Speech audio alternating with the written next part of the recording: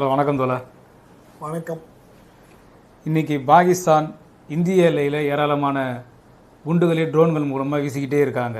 ஏராளமான இந்திய மக்கள் இன்றைக்கி பெரும் அவதிக்கு உள்ளாகிறாங்க எல்லைப்புற மாவட்டங்களில். இதுக்கெல்லாம் உடனடி காரணம் எதுன்னு நினைக்கிறீங்க தோழர்? தோழர், உங்கள் கேள்வி எனக்கும் அதே கேள்வி இருக்குது. இந்த பாகிஸ்தான் எதுக்காக குண்டு வீசி மக்களை தாக்கணும்னு எனக்கு விளங்கலை.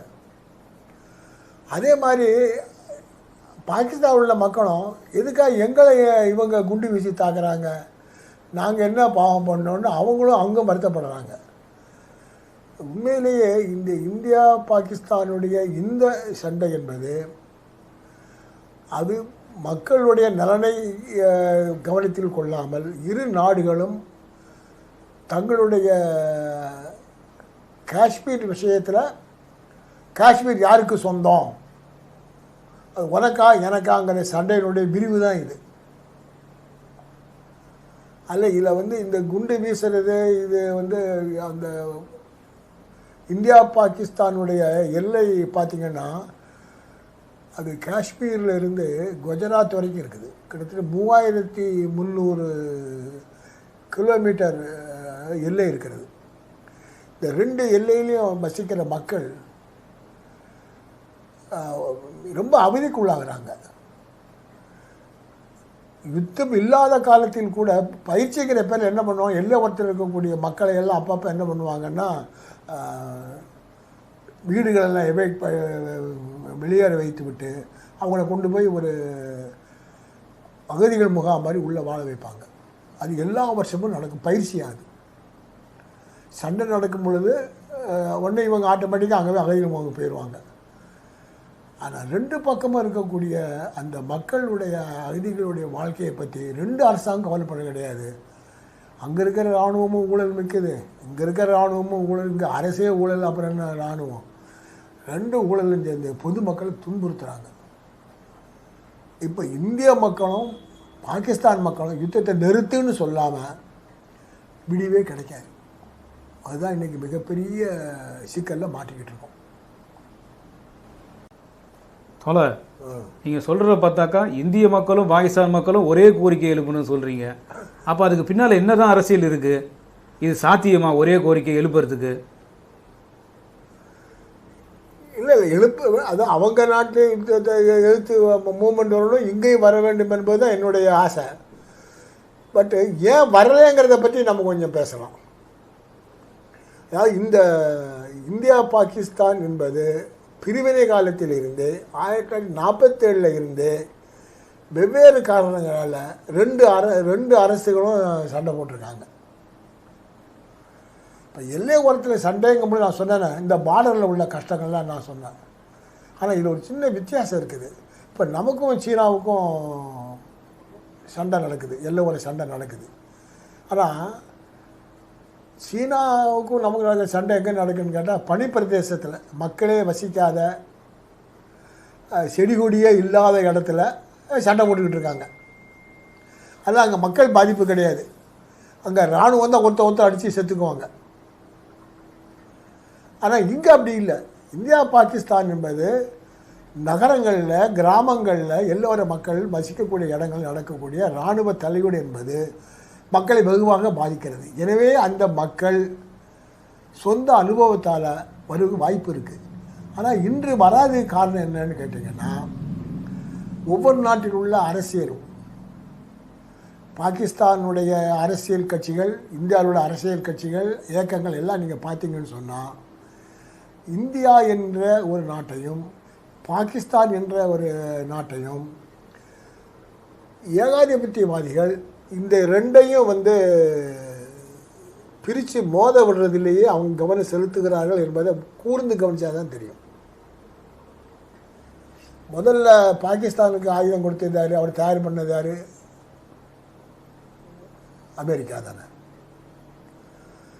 காஷ்மீரில் ரெண்டு காஷ்மீரையும் ஒரே காஷ்மீர் ஆக்கி அந்த ஒரு காஷ்மீர் உள்ள மக்கள் அவங்க தீர்மானிப்பதற்காக அவங்கள அனுமதிச்சிருந்தா இந்த சண்டை வந்திருக்காது. ஆனால் அப்படி வரவிடாமல் தடுக்கக்கூடிய முறையில் ஏகாதிபத்தியவாதி என்ன பண்ணுறாங்கன்னா இந்த இந்த அரசியல் கட்சிகளை நீ விடாத என்று தூண்டுகிறார்கள். குறிப்பாக அமெரிக்க ஏகாதிபத்தியத்தினுடைய லீலைகளில் ஒன்று என்னன்னு கேட்டால், இந்தியா பாகிஸ்தான் 2 பேரும் சண்டை போட வச்சா தான் 2 பேரும் தாம் பக்கம் வருவாங்க. நீங்கள் ஆரம்பத்திலே கவனிக்கலாம். அதாவது நேருனுடைய காலத்தில் முதல்ல நேரு என்ன சொன்னார்னா, நாங்கள் இந்தியா என்பது கூட்டுச்சேரா கொள்கை, பஞ்சசீல் கொள்கையை பின்பற்றுபவர்கள். அந்த பஞ்சசீல கொள்கை என்பது அண்டை நாடுகளை மதிப்பது, அண்டை நாடு நல்லுறவு வைத்து உருவாக்குவது, பிரச்சனைகளை பேசி தீர்ப்பது. இந்தியா பாகிஸ்தானா, இந்தியா சீனாவா, இந்தியா பங்களாதேஷா, இந்தியா இலங்கையா, இது முதல் கொள்கை வச்சுருந்தாங்க. அந்த கொள்கை தங்களுக்கு எதிரானது என்று தெரிந்த பிறகு அமெரிக்க ஏகாதிபத்தியவாதிகள் இந்தியாவுக்கு உதவி தேவைப்பட்ட பொழுது கண்டிஷன் போட்டாங்க. ஏன்னா இந்தியாவுக்கு அந்த காலத்தில் உணவு பஞ்சம் வந்துடுது. அந்த உணவு பஞ்சம் வந்த உடனே சோவியத் யூனியனாலேயோ அப்போ இருக்கிற சீனாவாலேயோ இந்தியாவுக்கு கோதுமை கொடுக்க முடியாது. ஏன்னா அங்கேயே யுத்தத்தினால அவங்க பாதிச்சிருக்காங்க. வேறு வழி இல்லாமல் நேரு என்ன பண்ணுறாரு, அமெரிக்காட்ட போய் உணவு வாங்க போகிறாரு.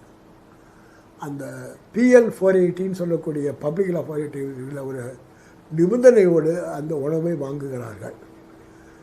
அந்த கண்டிஷன் என்னன்னு கேட்டால், நாட்டில் பொருளாதார வளர்ச்சிக்கு உலக வங்கியின் ஆலோசனையை பின்பற்ற வேண்டும் என்று கண்டிஷன்.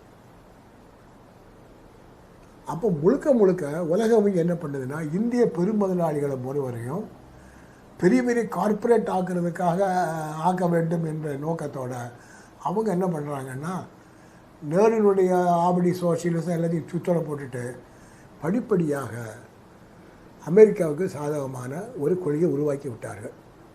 இப்போ 7ஆம் கடைசியில் காங்கிரஸ் இதெல்லாம் செஞ்ச பிறகு ஒன்று இந்தியாவில் முன்னேறலை. உலக உதவினால் எதுவும் முன்னேற்ற மாதிரி தெரியலை.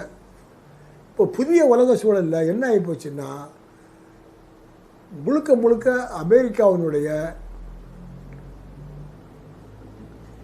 இராணுவ ஒப்பந்தம் உட்பட போகக்கூடிய ஒரு அரசு இப்போது மோடி அரசு வந்துடுது. இப்போ மோடி அரசு என்ன பண்ணுறாங்க, இவர் பாகிஸ்தான் மீது குண்டு வீசுவதற்கு முன்னாடியே நீங்கள் பத்திரிகை செய்தியை படிச்சிங்கன்னா தெரியும், ஜெய்சங்கர் மோடி 2 பேரும் யாரை கன்சல்ட் பண்ணுறாங்க, ஜப்பான் அதிபரை கன்சல்ட் பண்ணுறாங்க, ஃப்ரெஞ்சு அதிபரை கன்சல்ட் பண்ணுறாங்க, அமெரிக்காவை கன்சல்ட் பண்ணுறாங்க. ஏற்கனவே இவங்க இந்த நாடுகள்லாம் எங்கே இருக்காங்கன்னா, குவாடுன்னு சொல்லி ஒரு இராணுவ கூட்டு வச்சுருக்காங்க. America, Japan, Australia, India. ஆசியாவில் இருக்கக்கூடிய இந்த கூட்டு என்ன பண்ணுதுன்னா, இந்த அட்வைஸை வாங்கிட்டு அவங்க சண்டை ஆரம்பிக்கிறாங்க. இந்த பயங்கரவாதத்தை எதிர்த்து மோடி அவர்கள் நடத்தக்கூடிய சண்டையினுடைய நோக்கத்தை பற்றி தெளிவாக இந்தியாவினுடைய மிகப்பெரிய மன்மோகன் சிங் காலத்தில் இருந்த பாதுகாப்பு ஆலோசகர் அவர் என்ன சொல்கிறாருன்னா, அவர் ஓப்பனாகவே சொல்கிறார், இந்துவில் பத்திரிகை வெளிவந்த செய்தி என்ன, இது பயங்கரவாதத்தை தடுப்பதற்காக அல்ல, பாகிஸ்தானை முழுக்க அழிப்பது இதுதான் இதனுடைய நோக்கமாக இருக்க வேண்டும் என்று அவரே சொல்கிறார்.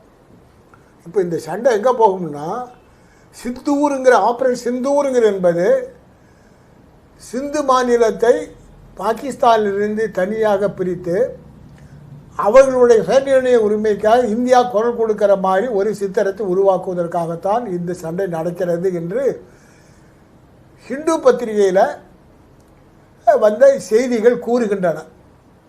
எனவே இந்த சண்டை தடுக்கப்பட வேண்டுமானால் இருபரிகளும் மக்கள் தான் அதை தடுக்க முடியுமே தவிர வேற யாராலையும் முடியாது. அமெரிக்கா வேடிக்கை பார்க்கும், அவ்வளோதான். தோழர், பிரதமரின் நடவடிக்கையை எதிர்க்கட்சிகள் முழுவதும் தேசபக்தியின் அடையாளமாக கருதி ஆதரிக்கிறாங்களே, எதிர்த்தா தேச துரோகின்னு சொல்லிடுவாங்கன்னு பயமா? ஆமாம்,